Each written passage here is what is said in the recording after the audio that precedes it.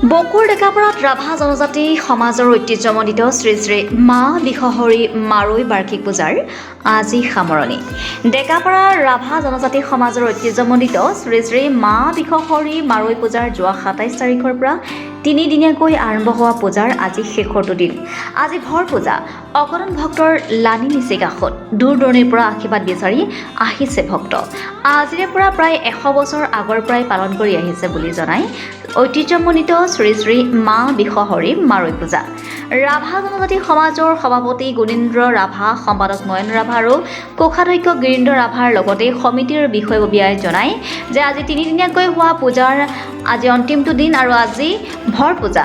আজিৰ কাৰ্যসূচীত ভক্তসকলৰ নৈবেদ্য গ্ৰহণ, দেওধনীও ওজাপালিৰ নৃত্য প্ৰদৰ্শন, নিমন্ত্ৰিত ৰাইজ আদৰণিৰ ৩খন ৰাইজক আমন্ত্ৰণ কৰা হয় আৰু নিমন্ত্ৰিত ৰাইজৰ সভাপতি সম্পাদকৰ লগতে নিমন্ত্ৰিত অতিথি আৰু দাতাসকলৰ সম্বৰ্ধনা অনুষ্ঠান, নিমন্ত্ৰিত ৰাইজৰ অভ্যৰ্থনাৰ লগতে বিভিন্ন কাৰ্যসূচী আয়োজন কৰাৰ লগতে অৱশেষত পূজাও মজু বিসৰ্জন দিয়াৰ লগতে পূজা সমাপ্ত হোৱা বুলি জানিবলৈ দিয়ে সমিতিৰ বিষয়ববীয়াসকলে। বকুৰ পৰা ধনমণি বেদৰ ৰিপৰ্টাৰ লাইভ অসম। দৰে এইবিলেও আমি ডেকাপাৰা ৰাভা জনজাতি সমাজে তিনিদিনীয়া কাৰ্যসূচীৰে শ্ৰী শ্ৰী মা বিশ্বহৰী পূজা আমি আয়োজন কৰিছোঁ।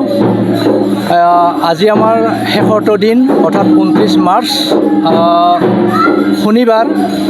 আমি পুৱাৰ ভাগত দেৱীৰ ওচৰত বিভিন্ন ভক্তসকলৰ দ্বাৰা নৈবেদ্য আমি দেৱীৰ ওচৰত স্থাপন কৰা হয় আৰু এই কাৰ্যসূচীৰ পিছতে আমাৰ আজি সমাজখনৰ ৩খন ৰাইজক আমি ঐতিহ্য দিনৰ পৰা তেওঁলোকক আমি আমন্ত্ৰণ জনাইছিলোঁ।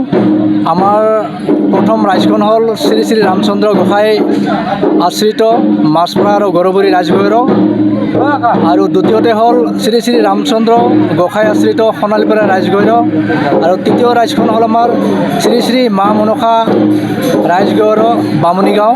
আমাৰ কিছু সময়ৰ পিছতে আমাৰ তেওঁলোকক আমি মূল তৰণৰ পৰা আদৰাই আনিম।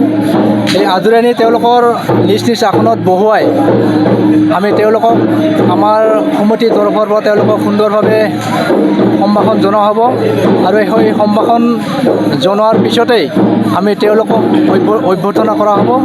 এই অভ্যৰ্থনাৰ পিছতে আমাৰ কিছু মুহূৰ্তৰ পিছতে আমাৰ সমজুৱা থান সেৱা বুলি আমি কৰা হয়। আমি সমজুৱাভাৱে আমি মা বিশ্বহৰীক আমি সেৱা অৰ্চনা কৰোঁ।